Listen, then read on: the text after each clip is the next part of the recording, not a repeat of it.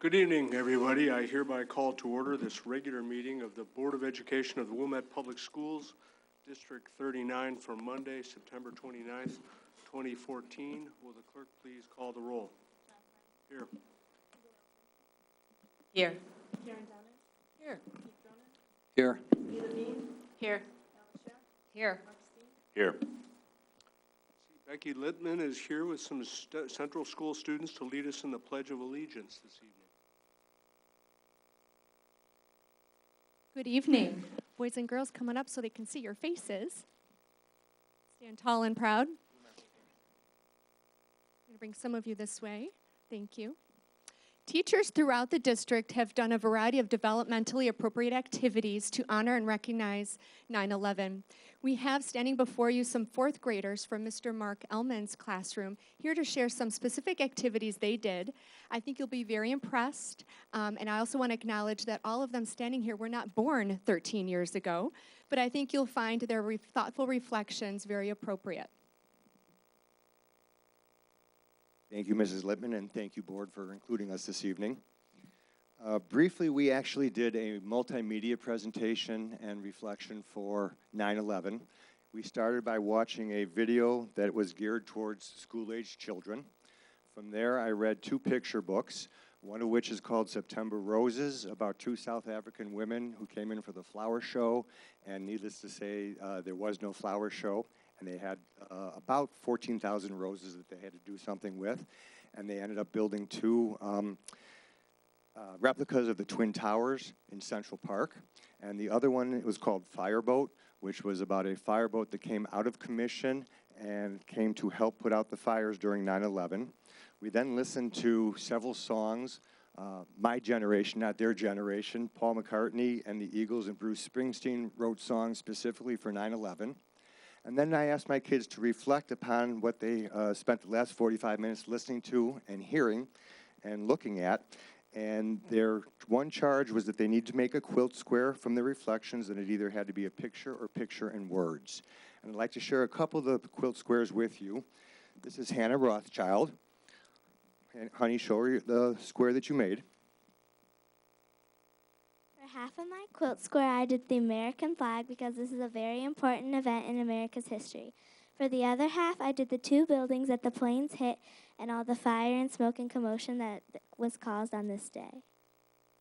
And the other square we'd like to point out is was designed by Ellison Hairston. This one is my square, and I drew the American flag because to represent America. And I did Heroes Forever because heroes are forever, so we can remember them.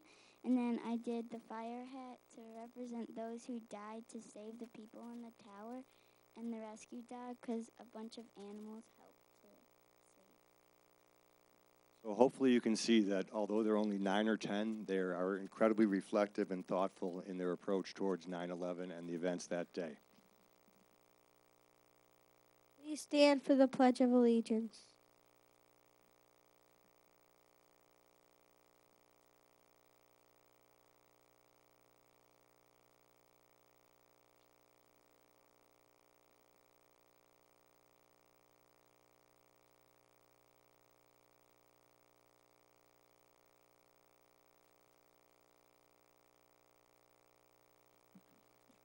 Thank you very much. Nicely done. I count 23 squares, and they do, pictures are worth 1,000 words, so thank you again. Thank you. I'll now seek a motion to approve the minutes of the August 25th, 2014 budget hearing, regular meeting, and executive session. I move to approve the minutes of the August 25th, 2014 budget hearing, regular meeting, and executive session. Second. Seconded by Ms. Donan. Thank you. Motion having been made and seconded. Board members, are there any comments, errors, or omissions to note? Seeing none, all those in favor of approving the minutes as submitted, please indicate by saying yay. Yay. Motion carries by general consent. Thank you. This is our first opportunity for presentations by members of the audience. Are there any members of the audience who'd like to address the board? I see two. Why don't we start with you, Tracy?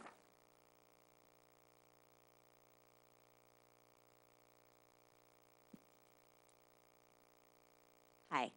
I'm Tracy Kearney, and I live at 8160 Glenwood Road, Glenview.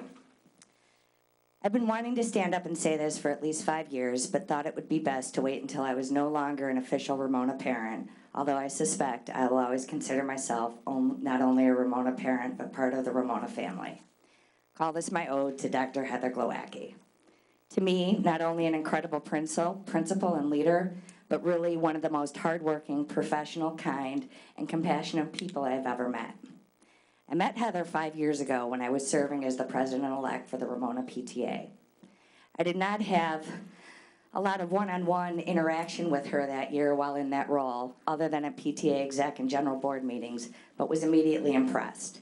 It was her first year at Ramona, and at the time, her title was interim principal, and she was then simply Mrs. Glowacki. Despite not having reason to intimately engage, I immediately felt that Ramona was fortunate and just knew that Mrs. Glowacki was perfect for our school.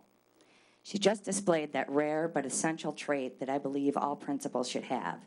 She was kind, warm, welcoming, and at the same time presented herself professionally and calmly. She was always willing to listen and open to new ideas, and at the same time set clear boundaries.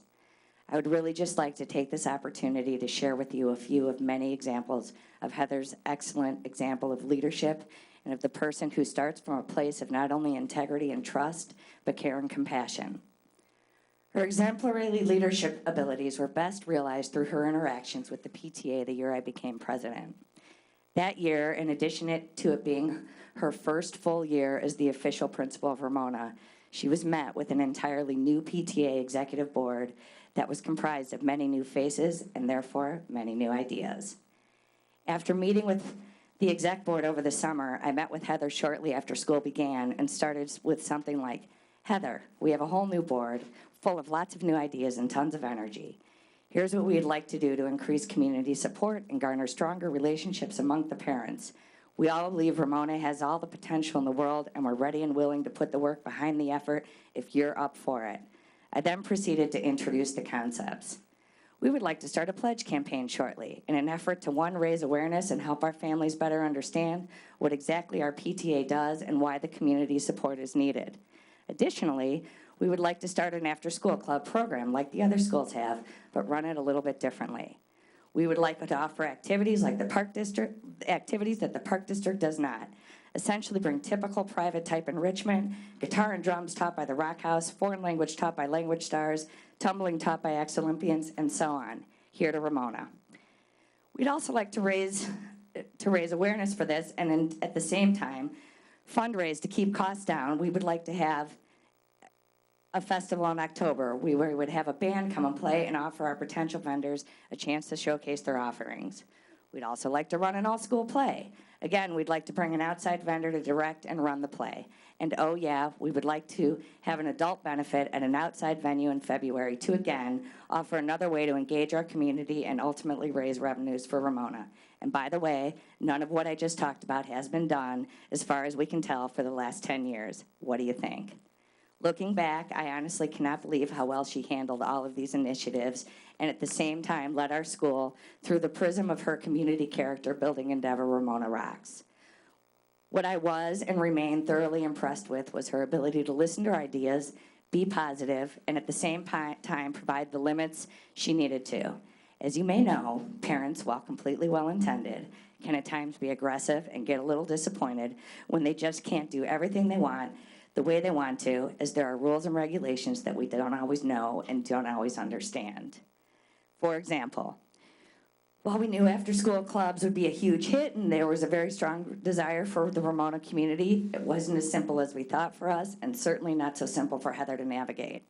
Space was an issue, safety was an issue, food was an issue, and so on. Heather's professional and cooperative demeanor made all the difference. To put it simply, she just had to say no sometimes. But with every no to a request that could not be fulfilled, there was an explained reason and in almost all instances, an alternative.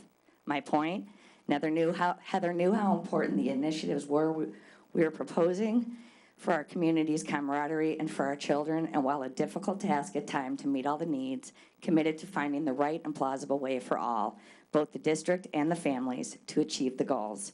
In sum, she knew how important it was and therefore worked very hard to make things happen. It was also in her first year before I even knew her that I received a phone call I will never forget.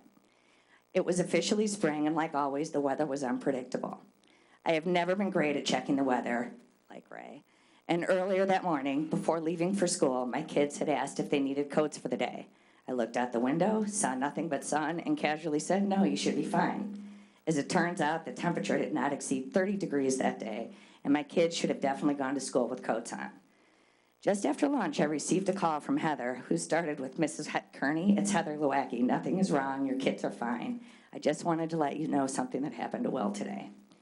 She went on to explain that as the kids were let out for recess, Will was stopped by one of the teachers and told to get his coat. He meekly replied, "I don't have one," not believing that he would have left the house on a day like this without one, and understandably so. The teacher had him go to his locker and check, where she too found there was no coat. Will immediately felt like he was in trouble. Not the teacher's fault. That is just Will and his perception of things. Heather happened to be walking by and noticed his sad and somewhat panicked face. She asked him what was wrong, and through quivering lips, he said, "I don't have a coat." Heather then proceeded to take him by the hand and walk him to the cafeteria where the lost and found was located, and said he could pick one out to wear for recess that day. She told me he thanked her and that he appeared relieved that he was not in trouble. She told me She picked up the phone to call me, though, to prepare me for him coming home. I was, of course, totally embarrassed that I had let him out of the house without his coat, but more importantly, I was so impressed that Heather took the time to call me. She didn't have to, but she did. More so, the 5 minutes she took to take Will calmly by the hand and lead him to the lost and found had a profound effect on my son. Will has both academic and social struggles, and as a result of some speech processing delays and other developmental impairments, part of the consequence of that is a real lack of self-confidence and really fear of many things. In sum, at the time, he was really struggling with feeling included and keeping up in school, and therefore often unsure of himself and others. Will came home that day angry that I had told him it was okay not to wear a jacket, but instead of tears and "I hate school, I never fit in" comments, I got, "Mrs. Glowacki saved me. Though, Mom, I love her. She is nice to me." To this day, I still remember the look on his face when he said, "I can't find the words to describe it entirely, but I can say I felt both. That I both felt and saw a flicker of hope in Will's eyes that I had not seen before. And while Will continues to struggle with things, we all do, he does so with a lot more confidence and trust.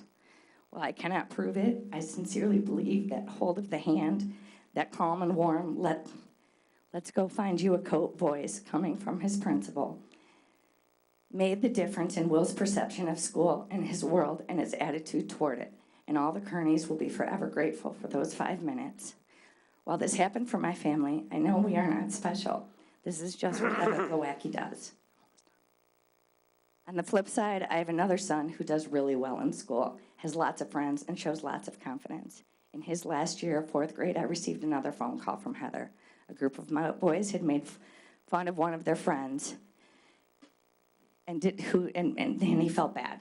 Heather called to let me know that Joey had had a visit from the school social worker and had denied saying whatever it was that had been reported, and again, wanted to give me a heads up. As I was sitting in the pickup line waiting for Joey to approach, I noticed him immediately in my rearview mirror, head down and walking slowly. Honestly, it made me smile. Good, at least he feels bad. He got in the car and without me saying a word said, "Mom, I have to tell you something that happened today."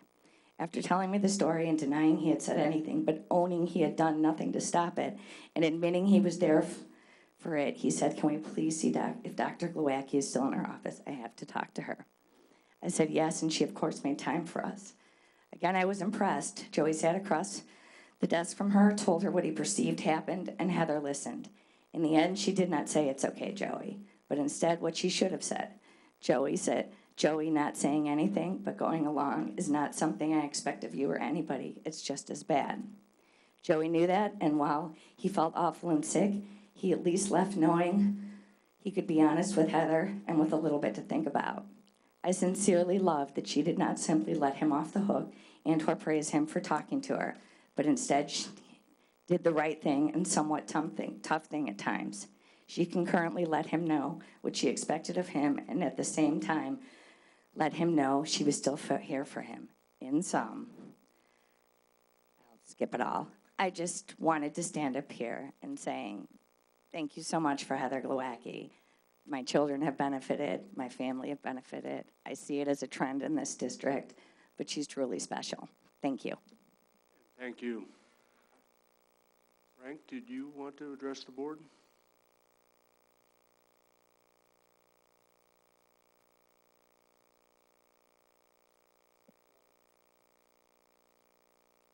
Hello, my name is Frank Panzica. I live at 1518 Maple.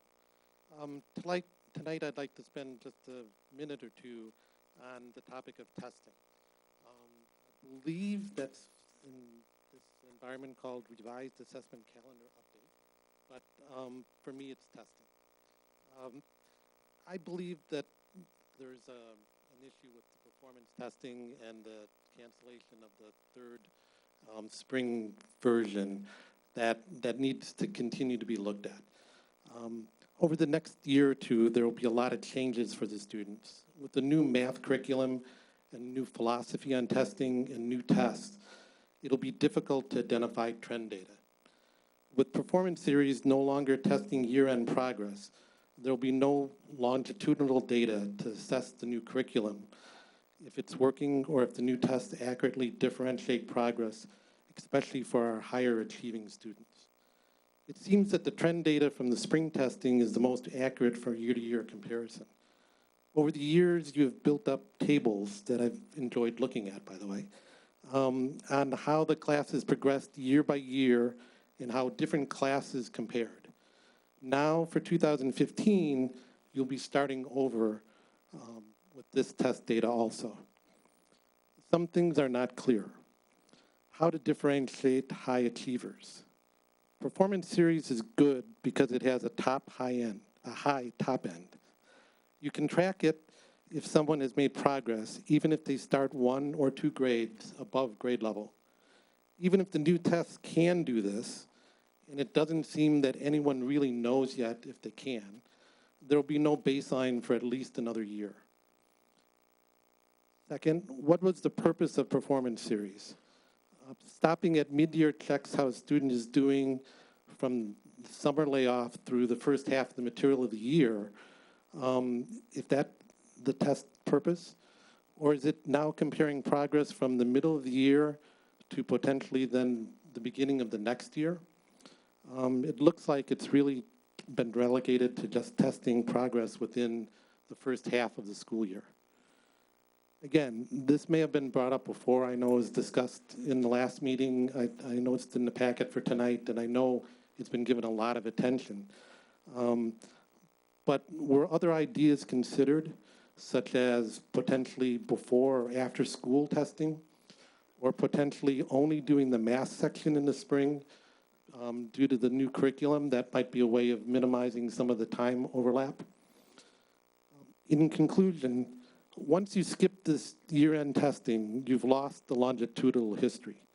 Without this, you are starting with a test that has no history, that tests things differently, and you have just changed out the math curriculum. The only test this year that will be comparing how well our kids did this year will compare how they did versus the state or the country. We already know that they'll do well, but it leaves open the question, how did they do, and did they do as well as they could have? Thank you. Yeah, and we will be having a series of reports that we're going to be presenting over the next couple months, and most of these questions will be answered at that time. Thank you. Are there other members of the audience who'd like to address the board? We'll have another opportunity later in the agenda. With that, we'll go to board committee reports, starting with facility development. Ms. Alcantara. Thanks. This month, we met on the 11th here at the MEC at 9 a.m. We discussed ways in which to keep all of our early childhood classes in one building at Ramona. STR presented various options for reconfiguring space, and we're basically in a very preliminary ideation stage at this point. We discussed the wrap-up of construction from summer 2014, including various punch list items and ideas from Dr. Lechner on improving schedule planning in the future. We also received a comprehensive report assessing projected roof work and associated costs likely to be needed over the next 15 years for each of our buildings. Of most immediate note is work that we will likely need in 2016 through 18 at Harper, Highcrest, and Mackenzie.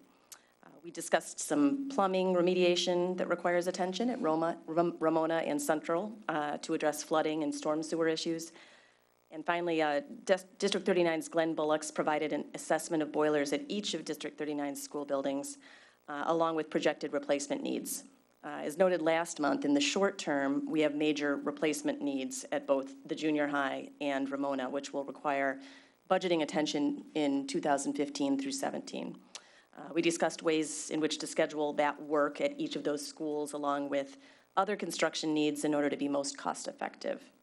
Oh, we also received an overview on a proposed Learning Commons area at Central. We meet again on October 23rd at 9 a.m. Thank you. Insurance Advisory, Ms. Donnan. The Insurance Advisory Committee will meet on October 21st. Thank you. Community Review Committee, Ms. Schaff. Yes, the meeting, CRC had a meeting on September 8th, and they've chosen a topic for the year for 2014-15 school year. The CRC is researching how to best equip students with the skills and mechanisms needed to function effectively and successfully in a rigorous academic environment. Specifically, they're interested in issues related to student drive and motivation, managing anxiety in relation to academic performance, building non-cognitive skill sets, and effective strategies for parents and teachers to clearly communicate expectations. The September 8th meeting goal was to begin to build knowledge for all the CRC members and awareness of the topic. They had a guest speaker. Eric Brown is a PhD candidate at Northwestern University, and talked about various vocabulary and different kinds of executive functioning skills, growth mindsets, grit, and student motivation at the meeting. The next meeting is October 6th. Thank you. Educational Foundation, I have that report. Foundation trustees met on September 17th. The foundation has been very busy on the fundraising front. The first ever Attire to Inspire fashion show was a great success. The foundation raised $10,000 above their goal. Dave Palzette was reportedly quite a hit on the runway, man of hidden talents. The foundation anticipates doing a second fashion show next year. Family Bingo Night, which has become quite an institution here in Wilmette, will be held on October 8th, again at the Masonic Lodge. I note and emphasize this tickets are almost sold out. They are available on the foundation's website. Third, the Wilmette Kenilworth Chamber of Commerce is sponsoring Taste of Wilmette on October 23rd at the Women's Club of Wilmette. All proceeds from that event will benefit the foundation. On the Fine Arts Committee of the foundation is busy with RACK-IT. That's R-A-C-K, it. It's a new public art program in Wilmette underway at all 6 schools. Our teachers are working with students to create winning designs with a Wilmette community theme for several bike racks that will be fabricated and installed on village property. And finally, Science Olympiad will begin again in October.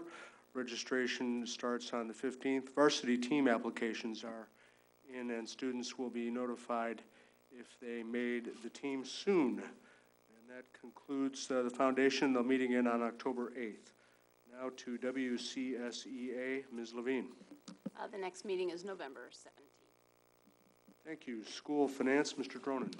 School Finance met on September 15. Very brief meeting, about half hour. We had 3 or 4 items on the agenda. The first was the State of Illinois Treasurer Bond.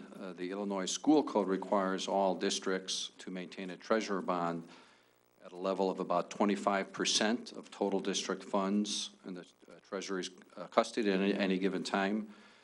This year, the bond is $13 million, and the term of the bond will be good for 1 year, starting September 1st. This item will also appear on our consent agenda this evening.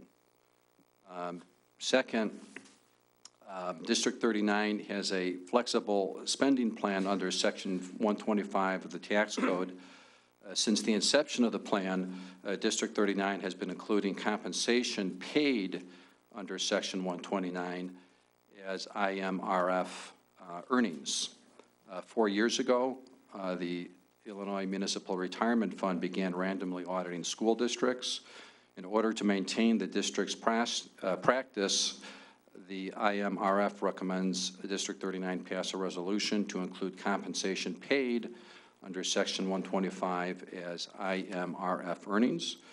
The district has always budgeted for this expense, so there's no impact to the budget.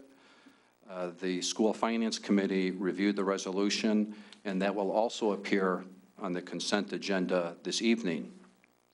We also discussed property tax appeals. The administration updated us on the status of outstanding property tax appeals that District 39 and other units of local government are involved with. And lastly, we discussed financing long-term capital projects. We need to keep our buildings in good repair, and we discussed how to finance capital projects in general. We briefly discussed a new 10-year life safety plan that I believe we're looking at in 2016. We also discussed the concept, which Kimberly mentioned earlier, of creating learning common spaces in our buildings, which would involve reorganizing space in the buildings. Nothing is concrete yet. If one understand, lighting costs would be the largest expense. Our next meeting is Monday, October 13 at 8 a.m. Thank you. Next to board agenda items, and staying with you, Mr. Dronin, is there a legislative update? Yes, briefly, Senate Bill 16 is starting to gather some steam. Last week there was a public hearing in Evanston on the issue, and just to refresh your recollection, the Senate on May 27 of this year passed Senate Bill 16. It has not yet been voted on in the House, and this is a new funding formula for suburban and downstate school districts. It's meant to be revenue neutral, and the last projection, it could impact District 39 negatively, about $2.1 million. I believe there's a House subcommittee looking at it now, and the House may take this up in the fall session. And again, if it impacts, I've looked at a couple studies on it, and it will, as far as revenue, it'll negatively impact, I think, every North Cook suburban school district. So that's the status of that. And then there's another Senate bill, the pension reform bill, Senate Bill 1. Those lawsuits are still pending. The resolution on that could be some time away. That's it.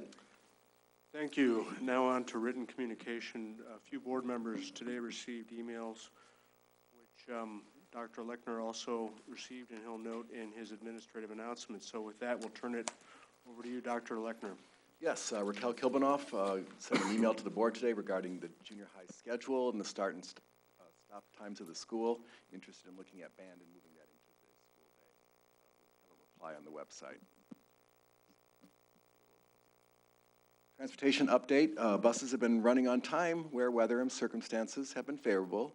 Our new routes seem to be doing pretty well. I believe that we're still ironing out a few kinks in our schedule, but overall the system looks like it's pretty good and on time, better than last year already. I want to thank Rich Farrell for his dedication to support the transportation program as he's leaving us at the end of the month, but I also want to welcome Lakita Simpson. Lakita is building secretary at Highcrest, and she's being promoted as the new transportation coordinator. Next is Technology Township Boot Camp. Given all the technology additions across the entire township, superintendents and principals agreed that more parent education is in order. Our own Dr. Palzette is leading the organization of a township parent boot camp. The workshop is intended to help parents better understand how technology is used in the classroom, how to set limits at home, and ways to help their children with their homework. Next is the grades 5-8 scheduling review, and this is what I was referring to earlier with regard to Ms. Kilbanoff's comments. A committee made up of teachers and administrators is being formed to identify ways to improve the daily schedules at Highcrest Middle School and Wilmette Junior High School. The committee will be focusing on the amount of time allotted to core academic subjects, as well as the start and end times of each of the schools. The timing of this committee is fortunate as it can coordinate with several curriculum committees that are presently reviewing other curriculum, and we look forward to future reports. Next, we have student growth learning outcomes. By 2016-17, student growth must be incorporated into teacher evaluations. Over the summer, a group of teachers and administrators participated in a training to learn about student learning outcomes, or SLOs. SLOs provide a framework for analyzing student data and is setting individualized growth targets.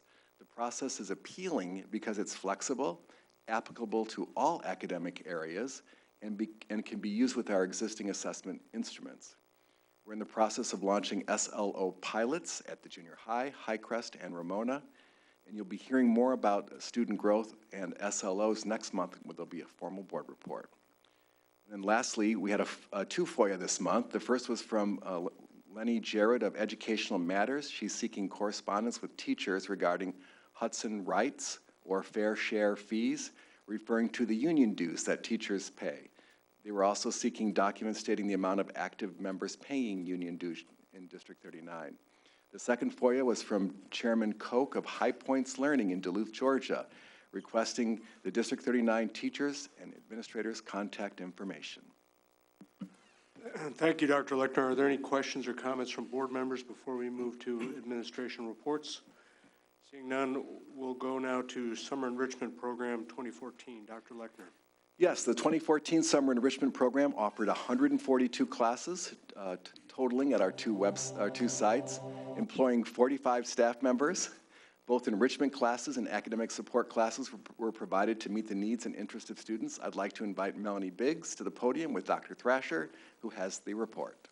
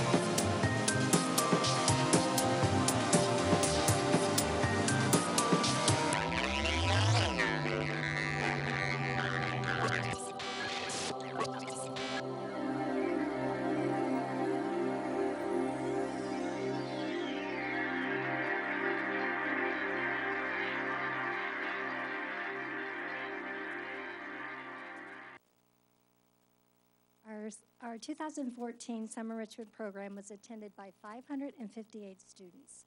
Students had a choice of taking 1, 2, or 3 of the 142 offered classes. Each year we offered new as well as our favorite classes, and some of the new classes offered this year was Art Chicago, Minecraft, Books and Breakfast, Reading Off the Page, and Making Music with Technology, which you heard a sampling of on that first slide. In addition to the enrichment classes, we offered classes to support academic areas of reading, math, and writing at various levels. We provided extended school year classes for students that meet the criteria through the IEP process. We also offered our basic programs for students scoring in the 10th percentile when compared to peers on the universal screening measures. Math, reading, and writing camps were available for students wanting summer practice and continued exposure. At the end of our summer program, students and parents were surveyed to evaluate their level of satisfaction and enjoyment. Analysis of the survey confirmed another successful year between 94% at the Wilmette Junior High and 100% at Ramona, agreeing or strongly agreeing that their child had a positive experience. Parents also suggested courses for us to explore offering this summer in the 2015 summer program. This past year, we restructured our administrative responsibilities. Debbie Cooper coordinated recruiting classes, hiring teachers, assigning classrooms, and ordering materials. She also was the site supervisor at Ramona. And Melanie Biggs was the site supervisor at Wilmette Junior High, handling the day-to-day operations, and is here tonight to answer any questions that you may have.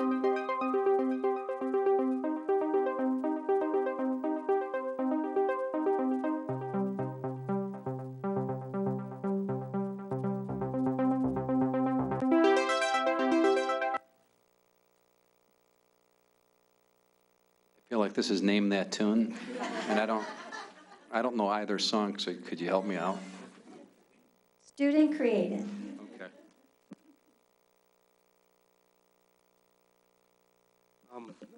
I'll lead off with one question concerning the basic program and enrollment. It looks to me that in reading grades 1 through 3, referrals declined into 2014. However, enrollment declined by a far greater amount. Do you have a theory about why that might be?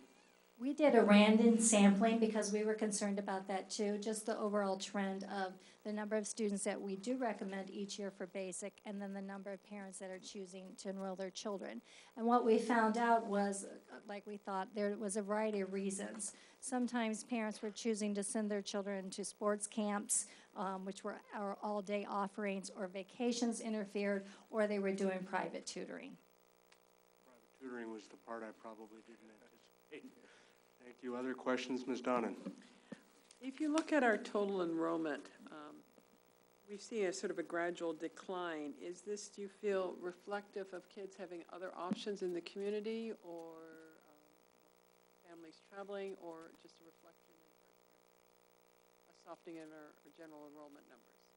I think it's all those combinations, and again, we did some investigative work around that and found out that at the Park District, they had quite an increase in the number of students signing up for their all-day sports camp, but they had a decline in Gilson. We also looked at New Trier, and New Trier was seeing the same thing as we saw, but with higher numbers of less children signing up for their academic supports, and even less children signing up for their sports camps, over 150 fewer at New Trier. So we are thinking that it has to do with parents wanting to do full day options, with vacations, and just all the other experiences that are available to students. Just to follow up with that, would we ever consider an all-day option? If that's where the market is tending to go, would that ever be something that... We can consider everything. That's what I was going to say. Thank you. Other questions, Ms. Levine? I just wanted to follow up on the question that Mr. Flanagan asked, and the private tutoring piece. Is there anything in your perspective underneath that we should be aware of? In other words, are they choosing private tutoring for some reason that they think they're not getting something here, or is that also just logistics related?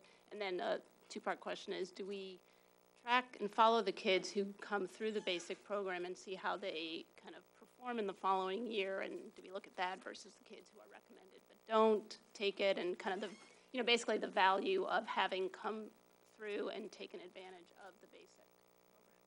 We do watch for those trends of children that continue to fall below the 10th percentile through the RTI process. Every quarter we're looking at our quadrants to see how children are progressing, and then when we do see children that are boomeranging and continue to need support, don't need support, or do need that support, then we move to more measures and eventually an IEP. So we are tracking that. As far as is private tutoring, what is the advantage of that? We have not explored that. I want to add two comments to that. First of all, when we look at our RTI interventions, like basic summer is one part of a whole cluster of interventions. And when we looked at the number of kids qualifying for RTI at Highcrest, what do we know? Last year there was one student when reading. Right. It has decreased significantly because of our K-4 intervention efforts. So, and this would just be one part of a whole package. So now that we see kids that are not requiring RTI, we're going to see lower requests, I believe, for classes like basic. And then the other question was about Private tutoring. private tutoring. I think it's flexibility with private tutoring. Cantra. I am wondering if there's been any analysis over the different elementary schools and enrollment over a course of years, if there's higher enrollment when the classes are held at one school versus another. So, for example, numbers went up when it was at Mackenzie. I'm wondering if, because that's kind of geographically centrally located versus holding it at Central where it's all one side of the, the district versus the other. I'm just curious about whether there's been any noticeable difference. Actually, that is something we also considered. We don't have any data to back up. It was just a thought that popped in our mind that maybe it has something to do with the location, and that the greater in the Central and Mackenzie, that more children may be taking advantage of that. So it's something we're looking at and considering. The summer enrichment program for next year will be at the junior high still, and then possibly Mackenzie because of the summer Ramona construction. So we'll be able to compare that. Okay, and I'm just curious, even from 2012, 13, 14, what the numbers are per school in that grades 1 through 3. Is it possible we could get that information? Can we look and see how the kids were enrolled? Definitely, we'll try to go back and see. And then we'll just start tracking that moving forward. Any other questions or observations here? Ms. Levine, yes. So on the academic camps, I guess, it looked like, if I read this right, that the enrollment in math went way up from 2013 to 14. And do you attribute that to, I don't know, parents getting a head start for their kids on the new curriculum, the Common Core? Is that, I mean, it almost doubled, so I'm just curious what you attribute that to. Math is fun. Well, a related point, though, there are also math tutors. And it seems, if we extend the logic there, people are not turning to private tutors for math at the same rate they are for reading. Both offer flexibility, but math enrollment doesn't show the softness. Curious. We'll stay tuned.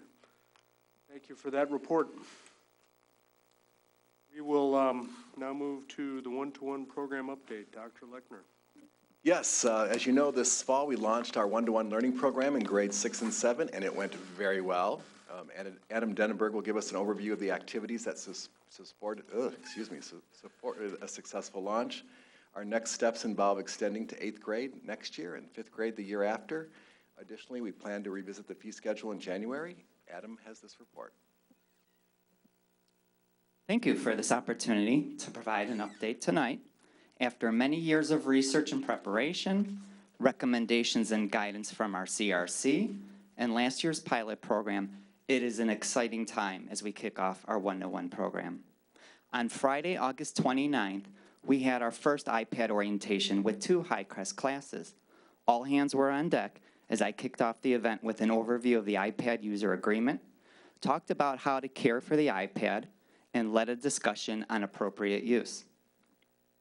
We then handed out the iPads and split into 2 smaller groups to go over the rest of the orientation program. The following week, we completed the rest of the iPad orientation at Highcrest and Wilmette Junior High. The students were excited to get their iPads, and administrators, teachers, and technology staff helped lead the charge and assisted the students with setting up their devices. By the end of the week, nearly 900 iPads were distributed to 6th and 7th grade students. The parents began their orientation process last year on April 30th. With Dr. Paulzette, Cindy Anderson, and Lori Namowitz, we went over the goals of the one-to-one program, provided a review of our learning management system, Schoology, looked at how learning in the classroom looks like in a one-to-one program, and reviewed the 3 fee options. At that meeting, we received valuable feedback from parents, including a suggestion that we create a self-insurance plan for lost and stolen iPads.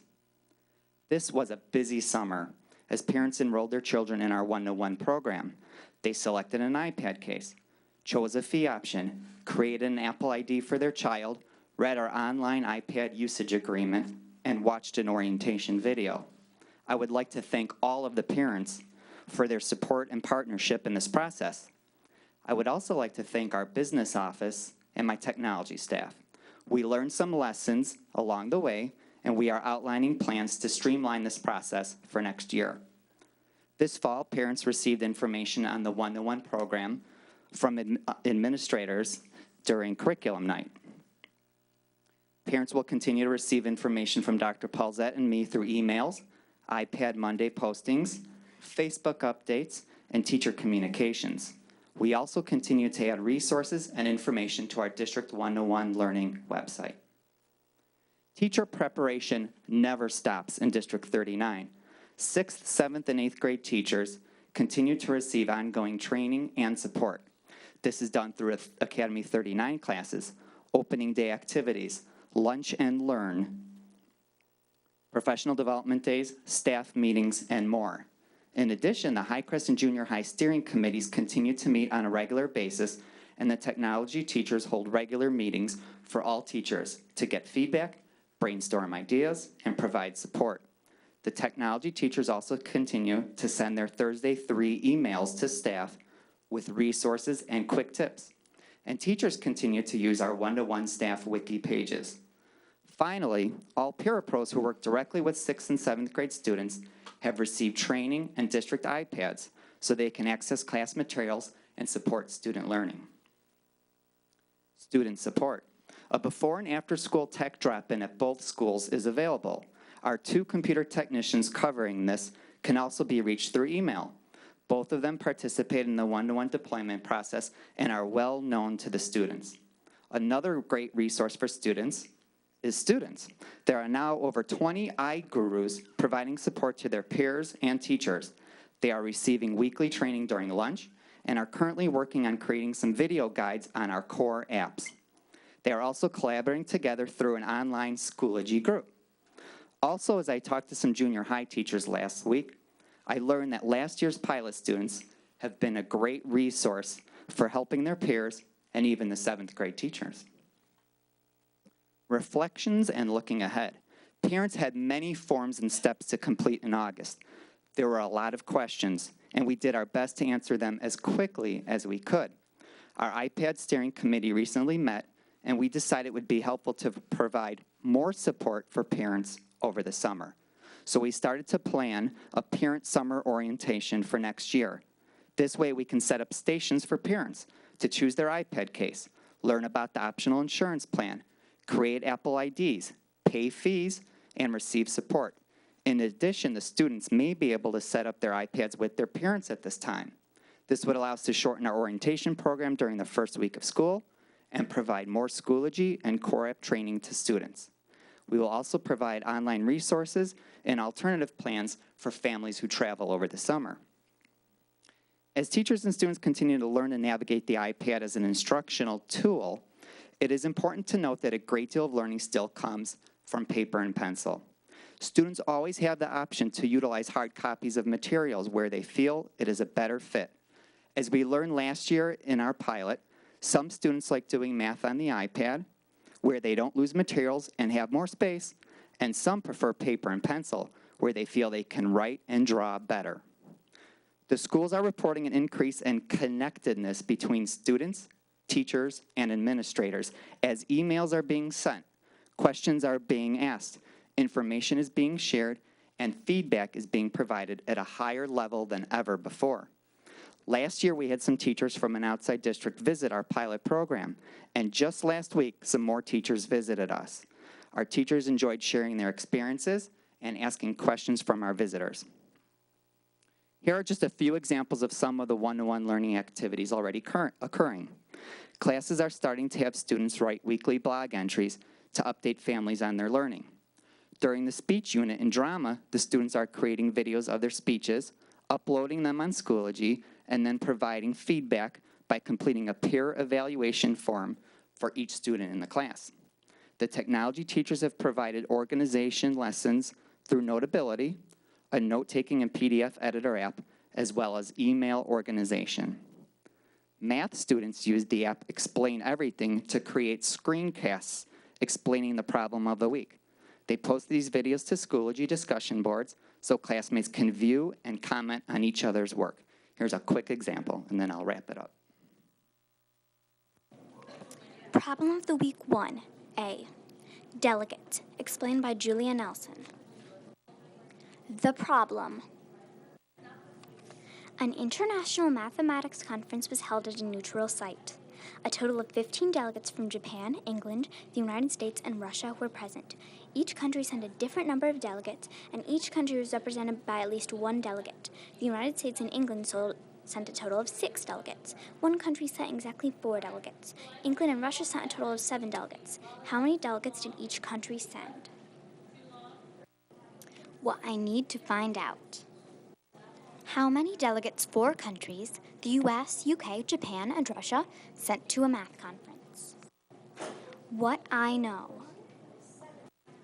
Each country had at least 1 delegate. The UK and the US sent 6 delegates.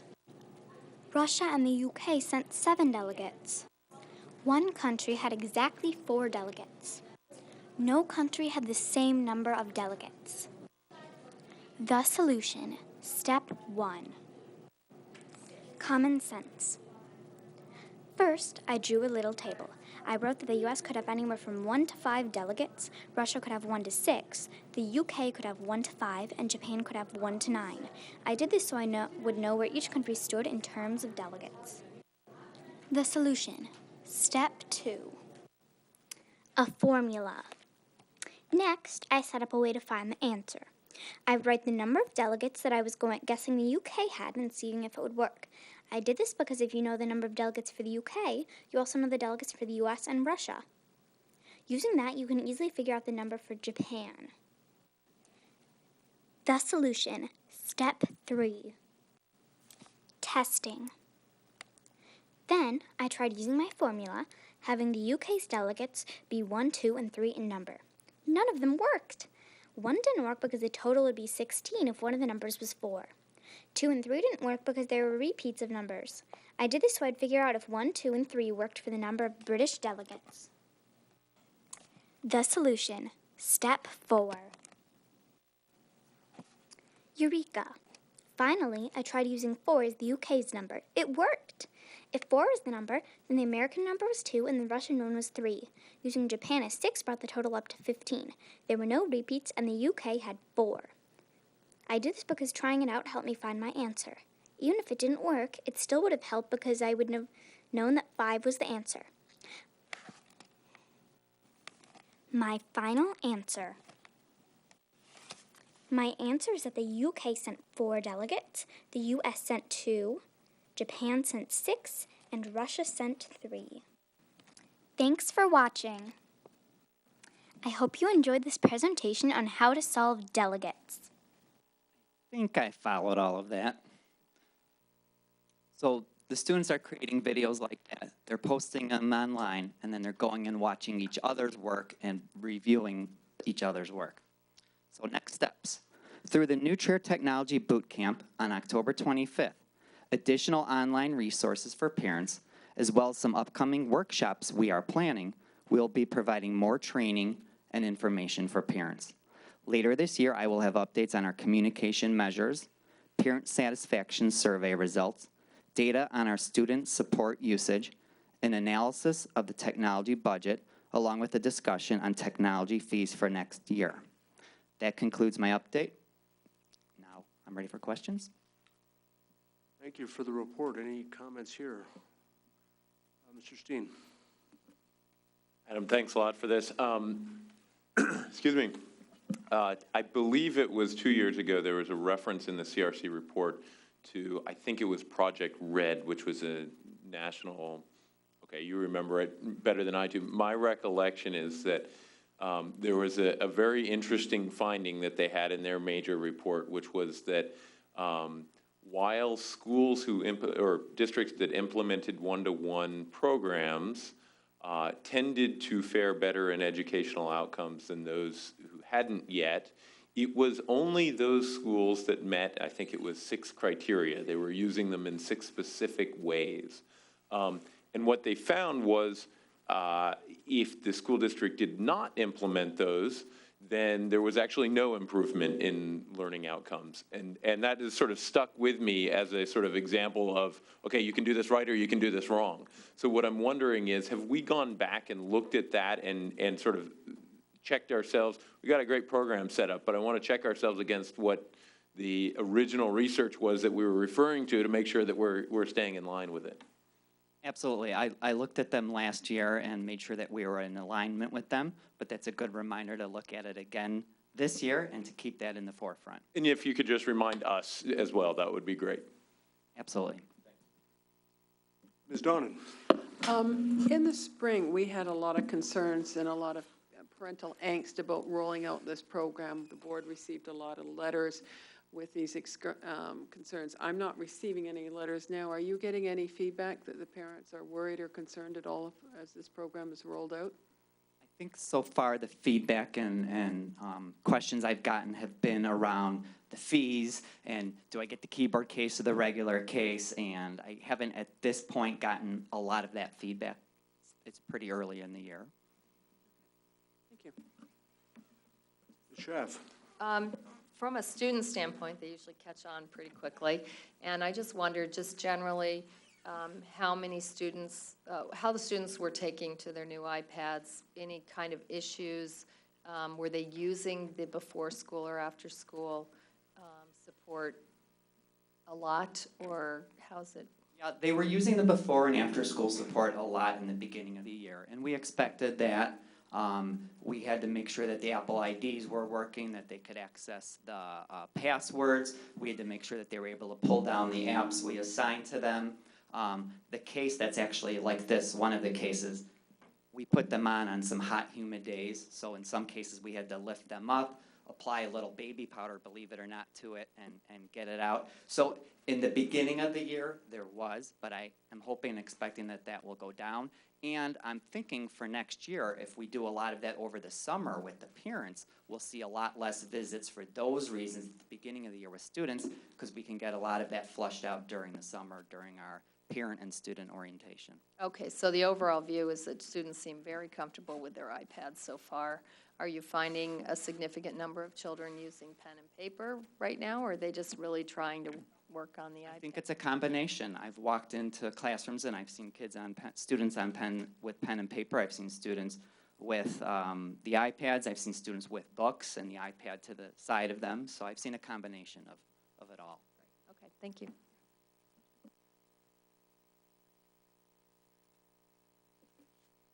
Follow-up, I remember in the financial projections, one of the big unknowns, we did some great research, but it was still an unknown, is what the breakage rate would be and what kind of fees we'd incur from support, et cetera. How's that going?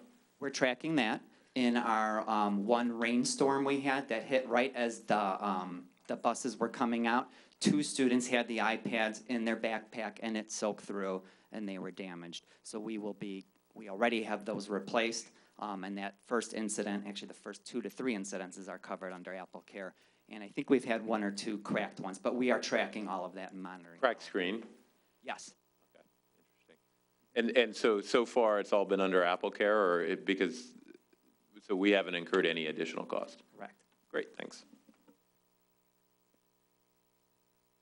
Comments? In that case, I'll thank you for a great report. Move now, Dr. Lechner, to revised assessment calendar update. Yes, last month the board reviewed a proposal to revise District 39's assessment schedule.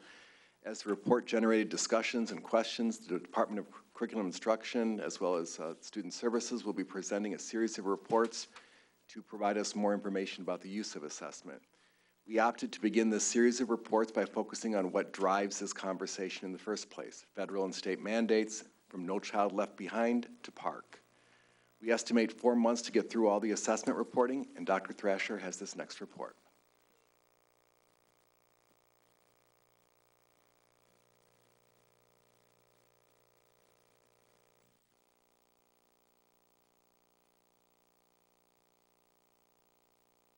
Like Dr. Lechner said, we're going to do a series of reports, and this month we're going to report on the highlights of the federal and state mandates that drive our assessment calendar. So No Child Left Behind was enacted in 2001. And this federal act established a goal of all students meeting state standards in reading and math by 2014. States were charged with identifying tests, establishing standards, and developing an aggressive achievement trend line to reach the 100% target. This trend line is referred to as Adequate Yearly Progress, AYP.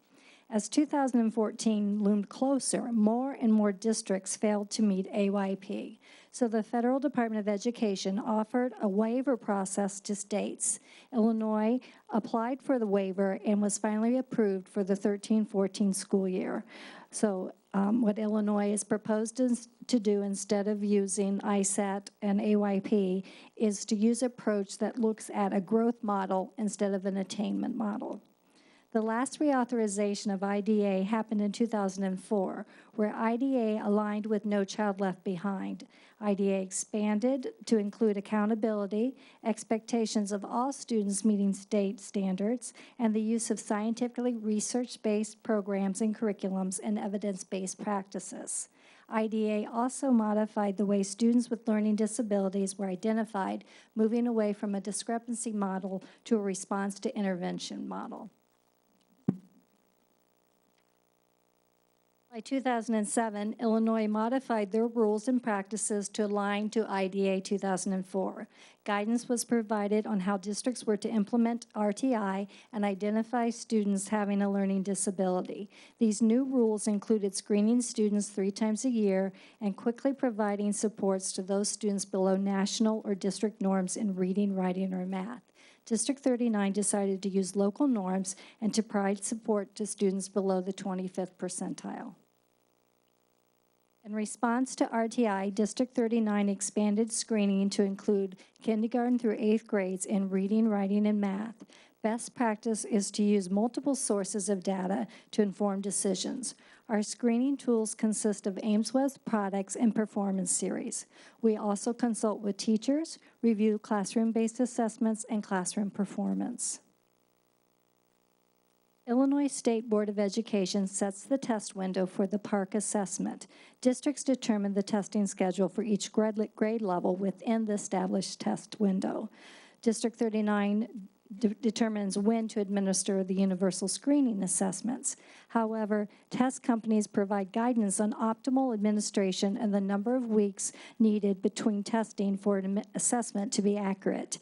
Scantron Performance Series recommends a minimum of 12 weeks between administrations.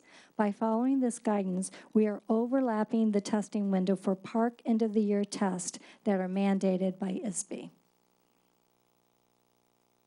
Tonight's report and presentation was the first in the series to provide information to the board and the community on District 39's assessment schedule. Next month, a detailed report on ISAT and performance series will be available to the board. In future months, curriculum instruction in the Department of Student Services will report on how District 39 uses data to inform instruction, provide information on the 2 PARCC assessments, and revisit the proposed District 39 assessment calendar. So at this time, we can answer any questions about state and federal mandates. Well, I'd like to lead off, if I may. Thank you for that. This is on the report you provided for the board under the new state testing PARCC.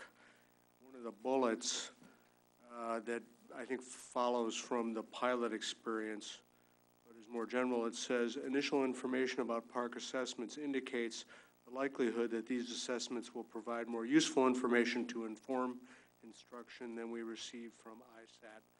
I'm perfectly willing to believe that, but I'm wondering if you could describe some of that initial information. Well, we do know that the PARCC assessment is 100% aligned to the Common Core state standards, which our curriculum is aligned to that. So it's going to be assessing more accurately what we are testing in the classroom, where ISAT didn't necessarily follow our curriculum. So that's one way we think that PARCC may provide more information. Okay, but am I correct in recalling our recent discussions that the experience of these various pilots is pretty scant in terms of what's been communicated to districts, right? That is correct. Okay, thank you. What other questions or comments are there from the board? If none, we'll look forward to next month's report. Mr. Steen. Sorry, I thought you said, and I couldn't find it in the report, so I apologize if I missed it, but that the 12-week interim period between the Scantron tests that's recommended by Scantron puts us into, that's one of the things that creates a conflict with Park, is that correct? That's correct. Can you just, I know we'll go through calendar later, but the 24 weeks is, to do 3 tests, 24 weeks is a reasonably big period of the school year. But what's the exact calendaring there? Can you go back to the one slide then? Okay, so right. Our universal screening window, this is the time we would be giving the performance series. We gave it 3 times a year. September 4th through 24th, which we just finished, the fall universal screening. Yep. We do it again in January. And then we would do it April 22nd to May 12th. And then the challenge is with the end of the year park assessment. The window that the state provides for us is April 27th to May 22nd, which is right in that spring administration for the performance series.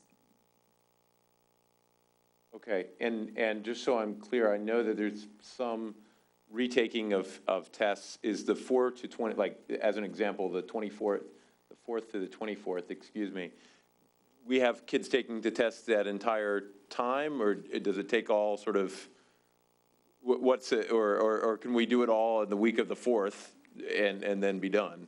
Well, each building determines when they're going to administer the test, but we do know, for example, at the junior high, they can schedule all their students to take the test within 4 days. Within 4 days. Okay, great. Thank you very much. Thank you, Mr. Droner. President, with the pilot, any idea as to when we're going to get the results back from the pilot testing? We always knew we would not get the results back from the pilot testing. We won't get that at all? Okay. I think we talked last meeting that when the test officially kicks off, the park test, the results they're not instantaneous. It could be months, it could be a year before we get the results. Is there any update on that? The results from the end of year test will be immediate. The results from the performance-based test need to be hand scored, so those will not be immediate. Okay, thank you. Other questions or comments on this? Okay, well, we anticipate talking again about this at next month's meeting. Dr. Lechner, I think we're ready now to turn to 2014-15 Connected Strategic Plan. And we're back again with our annual strategic plan update. This year's plan embraces 3 recommendations from the 2014 CRC report: a multi-year technology plan, a multi-year phased development of learning commons spaces, continued rollout of the one-to-one learning environment. And this plan has 4 goal areas with action steps and deliverables. And Melanie Horwitz and the administrative team are here to share their results. And as you can see, this is quite a team effort. Involves all of the elementary principals as well. Thank you, Dr. Lechner. So last month, as Dr. Lechner mentioned, he embraced 3 of the recommendations from the CRC report that are also embedded in this month's strategic plan. The development of the multi-year technology plan, the phased development of the learning commons spaces in all of our schools, and the continued implementation of the one-to-one learning environment with ongoing reviews of related fees, data, and infrastructure. As we develop the rest of our 2014-15 Connected Strategic Plan, these, along with other action steps and measures, were built into our 4 goal areas that will be briefly reviewed in this evening's report. The full report and plan appear in your board packets.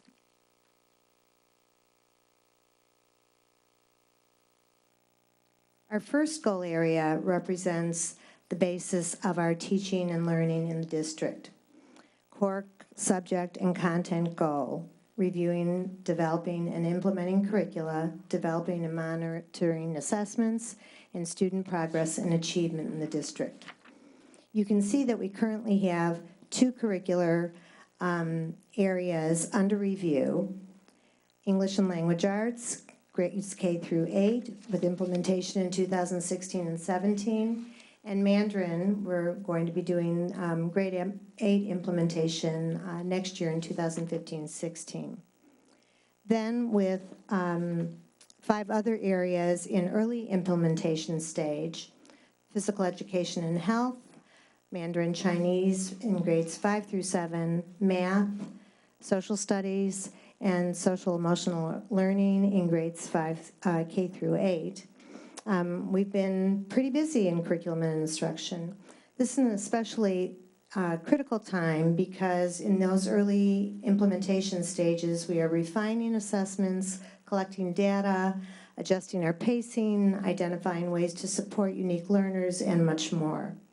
We are additionally seeking social emotional learning resources and assessment tools, and placing greater focuses for the junior high and high crest with our characteristics of successful learners. In particular, we are finding some very strong links between these dispositions and the habits that make students successful in various disciplines such as social studies, math, and PE and health. Our teachers will be working to embed specific comments on how their students approach learning in these content areas, such as constructing mathematical models or reasoning abstractly. We will continue the Learning Commons pilot at Central, using this unique learning culture to explore the impact on the experiences of our kindergarten students this year. Our learning goal is the goal that we use to develop our staff, our teachers, our paraprofessionals, and our administrators with all of the newly developed curricula being implemented in so many areas. Finding the time for all of that training is our constant challenge. We use our Summer Institute days, our new teacher orientation, our administrative council, our grade level collaborations, before and after school meetings. We also have our own Academy 39 and staff development courses that are designed to meet the needs of teachers at various points during the career. And for that, we use our support of implementation of subjects with revised curricula. We provide training for the new materials and electronic resources. We also provide PD for the teachers on the use of CSLs in their report card comments and related to their subject areas. We're also going to be sharing PGN projects and collaborations, and then also exploring student growth option as part of the teacher evaluation process, and then also providing professional development and resources to staff at the High Crest and junior high schools for implementation of the, I'm so sorry, I got caught up. Thank you. Of the one-to-one learning environment. Thank you, Adam. Okay. And then for our communication goal, we're always striving for a proactive approach to communication, but in an effort to be more systematic, an ad hoc communication committee convened this past year to establish a protocol and guidelines for future communication, particularly for our large initiatives. As a result, we now have a tool and protocol that will be used with consistency. Additionally, our communication director is working with our administrative team to ensure that all schools are receiving equitable coverage through the district and working with our local media. So at the district level, for our bigger communication processes, we will be working with this tool and providing the principals with notice about relevant topics. For example, if the school board has a meeting coming up and there are topics that should be communicated, we know that parents still look to our building principals for those communications, and we'll be sure that our principals have that advance notice so that the parent community knows what will be discussed in advance at school board meetings. with all of our new curricular initiatives and some of our technology initiatives, we also want to make sure that parents have the opportunity to be educated about those kind of things. So this goal also provides the opportunity to do some parent education, such as several parent universities that we'll be offering over the next few months, for example, about our new math curriculum and some of our one-to-one learning opportunities.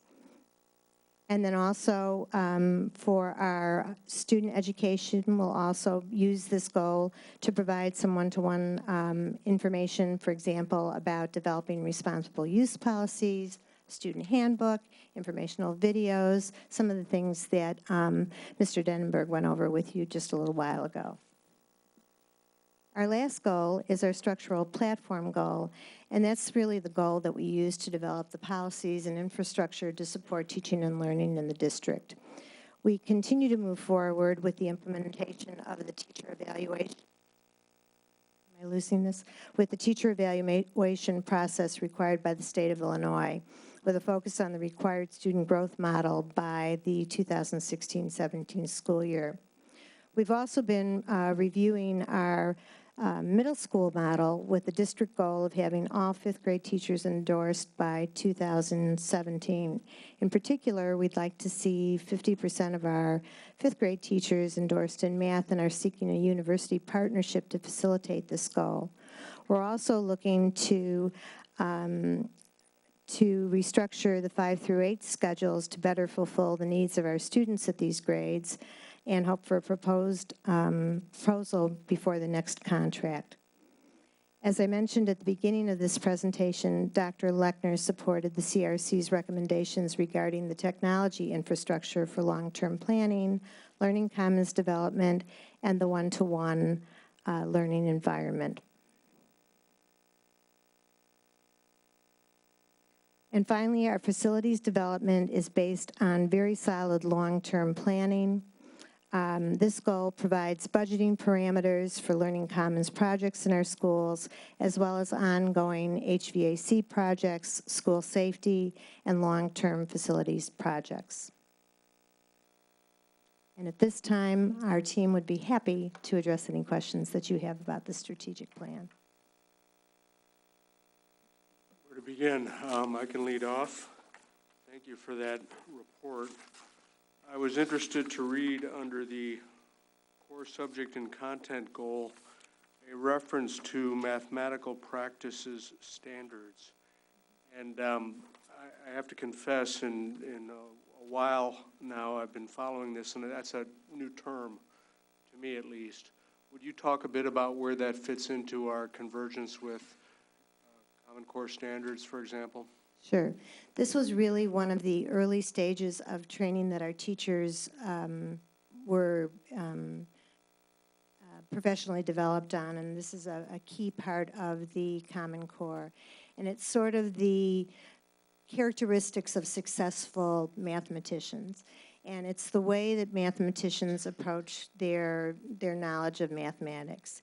It has to do with constructing mathematical models and thinking abstractly and attending to precision when you are calculating with mathematics. And so it's how they approach their mathematical reasoning and explaining their answers when someone says, I didn't approach the math problem that way, I solved it a different way but got the same answer.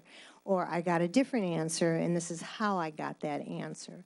And so when children are going to be solving problems through the PARCC exams, they will be asked to write about how they solve their problems.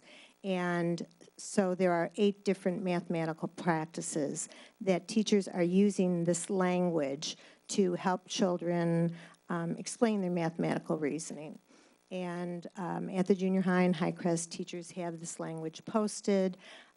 Children are using it, they're referring to it. We're also doing it at the elementary level in developmentally appropriate ways as well. And so it's just a way to think about how you solve problems.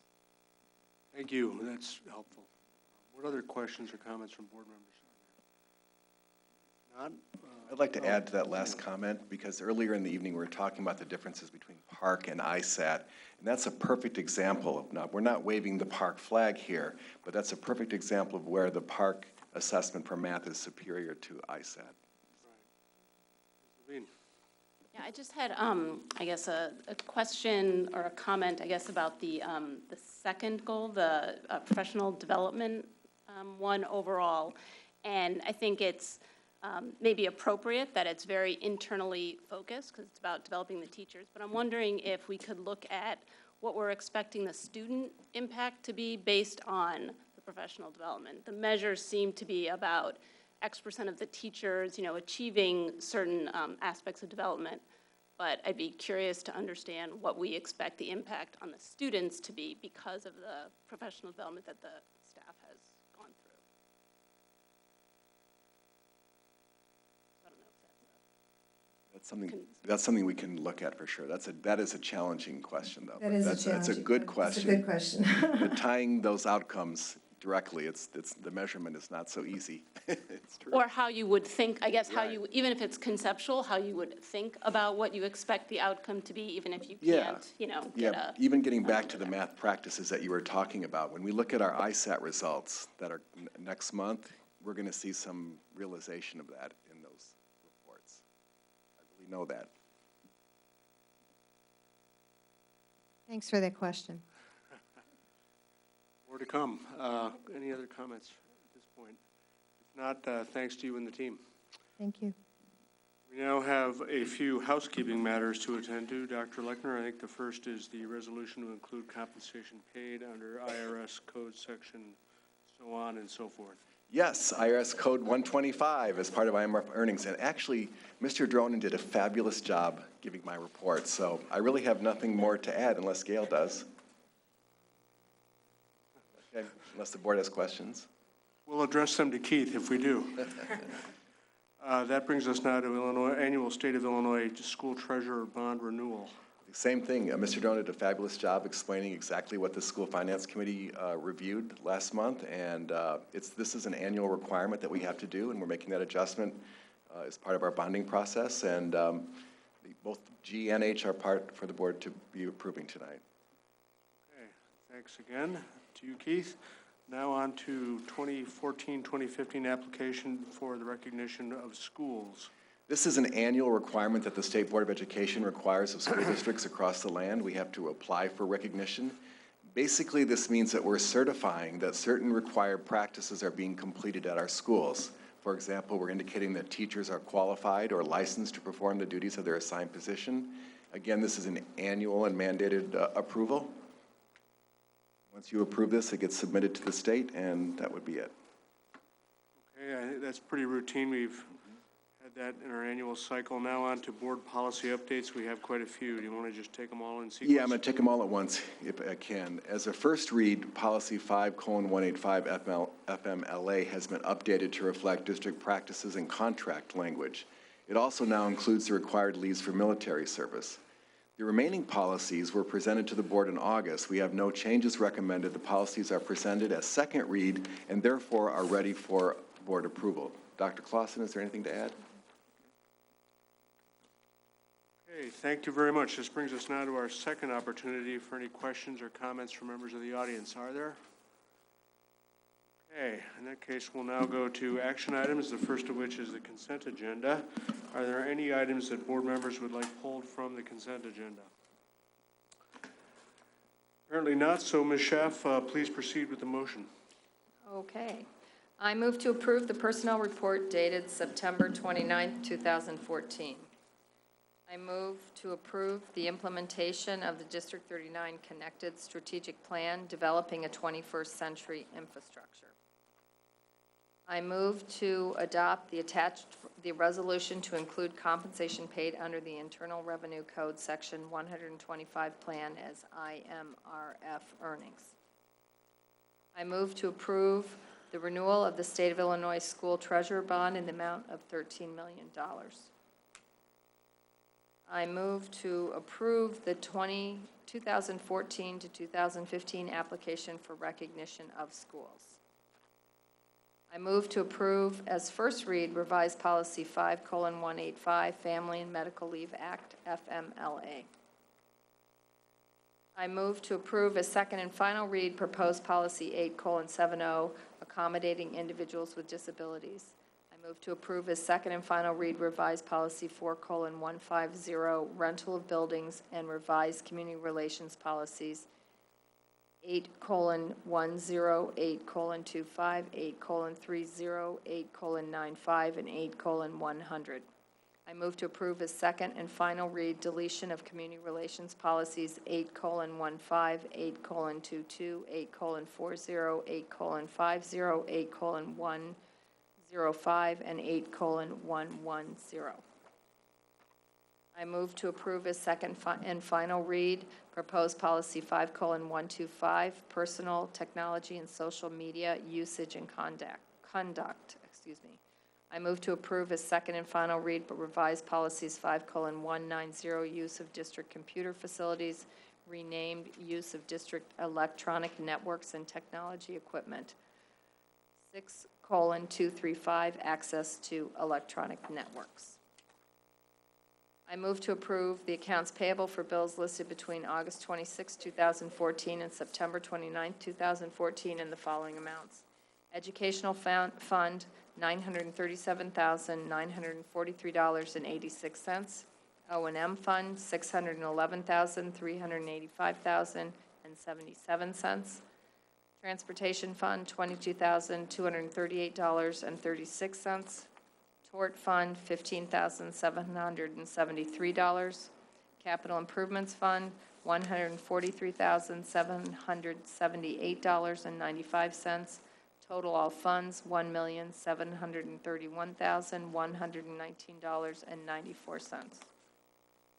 I move to approve the manual checks issued between August 26, 2014 and September 29, 2014 in the following amounts. Educational fund, $368,016.87. O&M fund, $32,390.70. Transportation fund, $1,396.20. Tort fund, $120. Total all funds, $401,923.77. Thank you. Is there a second? Second. Done. Motion having been made and seconded, would the clerk please call the roll? Yes. Yes. Yes. Yes. Yes. Yes, the ayes have it. Motion carried. Thank you. We'll now go to conference items. First, is there any old business? Is there any new business? Food and welfare. Ms. Donnan. This is slightly different than what is normally good in welfare. I want to commend our crossing guards. I was walking along Wilmette Avenue near Forest, and about half a block up in front of me, unfortunately, witnessed an accident. No one was injured, but it was right in front of a very active and very attentive crossing guard. I ran up to see if I could be of assistance, but the crossing guard already had it well under control. His name is Mr. Sheriff. After talking to him, I realized he's done this duty several times. As people rush off in the morning, they tend to bang on fenders, but I don't think we realize or give enough credit to just what a wonderful service our crossing guards do in our community and how well they reflect positively on us as a school district. So I just want to say a thank you to them. Good to hear. Thank you. Anything else? Good and welfare? No? In that case, I'll seek a motion to adjourn to executive session to discuss collective bargaining, potential litigation, to review executive session minutes, and review executive session recordings for disposal in accordance to policy 2:250. I move to adjourn to executive session to discuss collective bargaining, potential litigation, to review executive session minutes, and review executive session recordings for disposal in accordance to policy 2:250. Second? Second. Thank you. Motion having been made and seconded, all those in favor, please indicate by saying yay. Yay. Yay. Motion carries by general consent. And we are now adjourned to executive session. Thank you for coming.